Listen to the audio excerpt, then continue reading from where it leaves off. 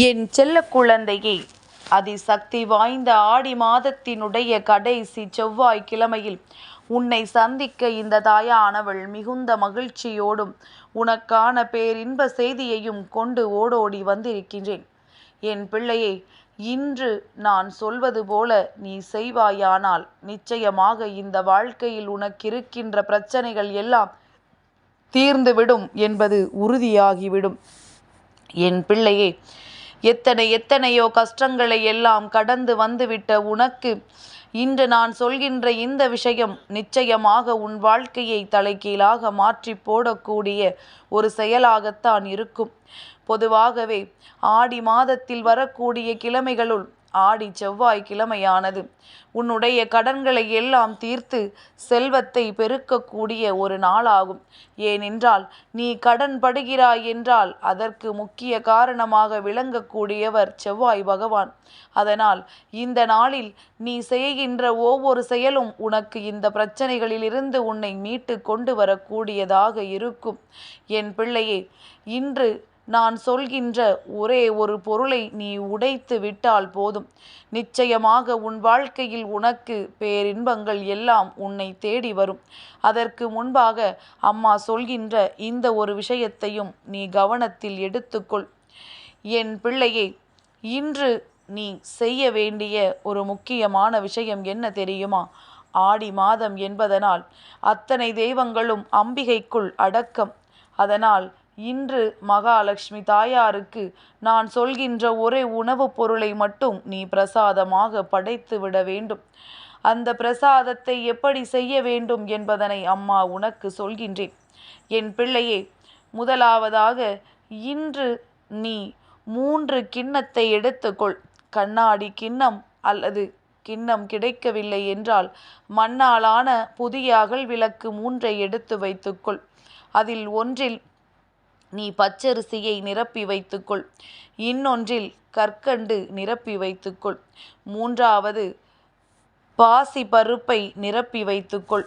இப்படி இந்த 3ஐயும் நிரப்பி வைத்து மகாலட்சுமி தாயாரினுடைய படத்திற்கு முன்னால் வைத்துவிடு. அம்மாவிற்கு சந்தனம் குங்குமமிட்டு அம்மாவை நீ வணங்கு. சந்தனம் குங்குமம் என்பதை விட மஞ்சள் குங்குமம் வைப்பது இன்னமும் சிறப்பு. அதனால் என் பிள்ளையை அதை வைத்து வணங்கிவிட்ட பிறகு ராகு காலம் யமகண்டம் நேரத்தை தவிர்த்து எந்த நேரத்திலும் வைத்து நீ வழிபாடுகள் செய்யலாம். அதன் பிறகு மாலை நேரத்தில் இந்த 3 பொருட்களையும் ஒன்றாக சேர்த்து அம்மாவிற்கு பொங்கல் செய்து நீ பிரசாதமாக படைக்க வேண்டும். அப்படி நீ படைக்கும் பொழுது அதன் பிறகு அந்த உணவை நீ அருகில் இருக்கின்றவர்களுக்கு கொடுக்க வேண்டும். குறிப்பாக பெண் குழந்தைகளுக்கு கொடுக்கும் பொழுது அது அம்பாளே வந்து அந்த உணவை உண்டதாக அர்த்தம் என்பது ஐதீகம். இதை சரியாக இன்று நீ செய்து விட்டாயானால் நிச்சயமாக என் பிள்ளைக்கு கோடான கோடி பலன்கள் கிடைக்கும். அம்மா, இன்று இந்த செவ்வாய்க்கிழமையில் என்னால் இதை செய்ய முடியவில்லை என்று சொல்கின்றவர்கள் ஆடி மாதத்தினுடைய கடைசி வெள்ளிக்கிழமை வரலட்சுமி விரதத்தன்று நிச்சயமாக இந்த பிரசாதத்தை படைத்து நீ மற்றவர்களுக்கு கொடுக்கலாம். அதாவது காலை வேளையில் வைத்து வணங்கிவிட்டு மாலை நேரத்தில் அந்த பொருட்களை வைத்து அம்மாவிற்கு பொங்கல் சமைத்து கொடுக்க வேண்டும். இது இன்று நீ செய்ய வேண்டிய ஒரு முக்கியமான விஷயம்.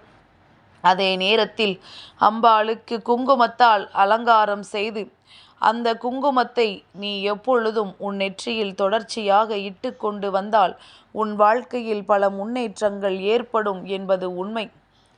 என் பிள்ளையே, இந்த நாளில் நான் உடைக்கச் சொன்ன ஒரு பொருள் என்னவென்றும் அதை யாரின் முன்னால் உடைக்க வேண்டும் என்றும் உன் வராகி அம்மா இப்பொழுது உனக்கு சொல்கின்றேன்.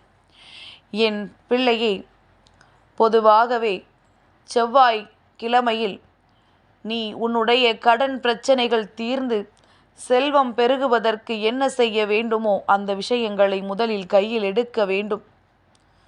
என் பிள்ளை, அதற்கு இன்று நீ முதலில் விநாயக பெருமானை காலை நேரத்தில் அல்லது மாலை நேரத்தில் வழிபட்டு விட்ட பிறகு அவரிடத்தில் மனதார உன்னுடைய வேண்டுதலை வைத்து கொண்டு ஒரு தேங்காயை விடலை போட்டுவிட வேண்டும்.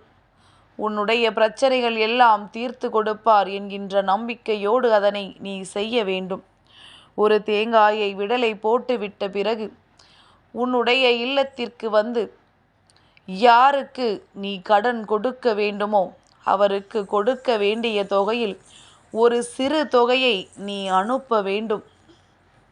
நீ அனுப்பப் போகின்ற இந்த சிறு தொகையானது நிச்சயமாக உன்னுடைய கடன்களை அடைத்துவிடும். அதற்கான அத்தனை வழிவகைகளும் உனக்கு விநாயக பெருமானால் உருவாக்கி கொடுக்கப்படும்.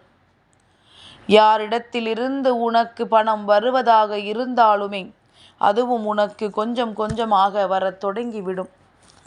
சில விஷயங்களை சில நாட்களில் செய்யும் பொழுது அதில் உனக்கு பலன்கள் ஏராளம்.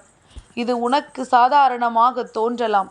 ஆனால் அதை செய்து முடித்த பிறகு உனக்கு கிடைக்கவிருக்கின்ற பலன்களை கண்டால் நிச்சயமாக என் பிள்ளை நீ மனமகிழ்ச்சி அடைவாய்.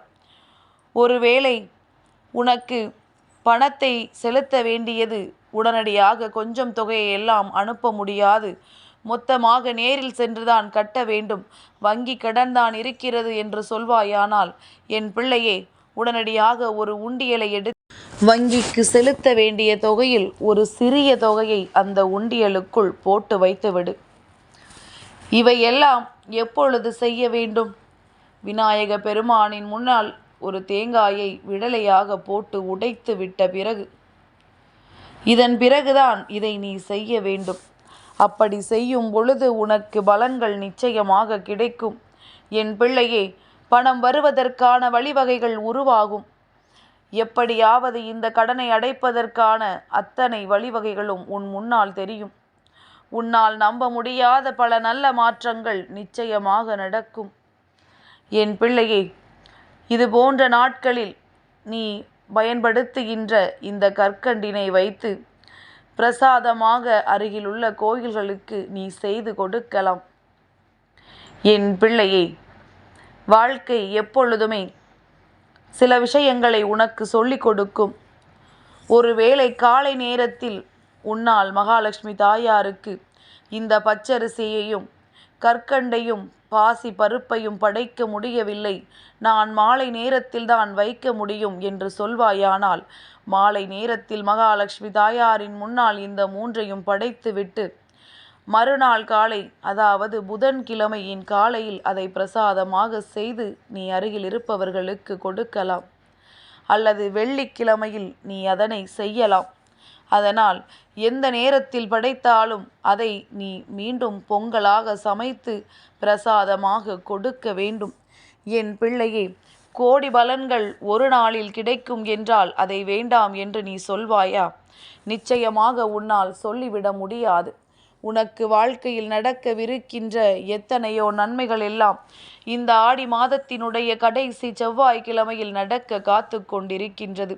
ஒருவேளை இந்த செவ்வாய்க்கிழமையில் இது போன்று செய்ய முடியவில்லை என்றால் அடுத்த வாரம் வருகின்ற செவ்வாய்க்கிழமையில், அதாவது ஆவணி மாதத்தினுடைய முதலாவது செவ்வாய்க்கிழமையில் இதுபோன்று விநாயக பெருமானை வணங்கி நீ தேங்காயை உடைத்து விடு. நிச்சயமாக அதன் பிறகும் நீ செய்கின்ற விஷயங்கள் உனக்கு பலன் கிடைக்கும். இது மிகவும் சிறப்பு.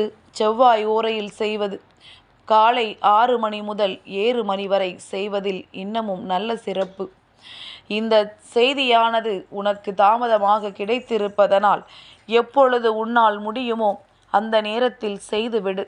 ராகு காலத்தையும் யமகண்டத்தையும் தவிர்த்துவிட்டு மற்ற நேரங்கள் எல்லாமுமே உனக்கு நல்ல நேரம்தான் என்பதனை நீ புரிந்து கொண்டால் போதும். எல்லா சூழ்நிலைகளையும் உன் வாழ்க்கையில் நான் உனக்கு மாற்றி தருகின்றேன்.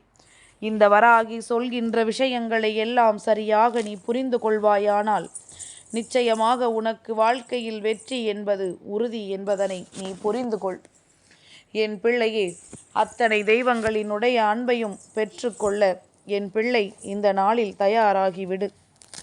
நீ நினைத்ததை விடவும் நீ எதிர்பார்த்த மாற்றங்களும் எதிர்பாராத மாற்றங்களும் உன் வாழ்க்கையில் உனக்கு நிச்சயமாக நடக்கும் என்பதனை என் பிள்ளை நீ புரிந்து கொள்வாய். உனக்கு என்னுடைய ஆசைகள் இருக்கும் வரை எந்த கவலையும் வேண்டாம். என் செல்ல குழந்தைக்கு இந்த வராகி அம்மாவினுடைய ஆசீர்வாதங்கள் எப்பொழுதுமே முழுமையாக கிடைக்கும்.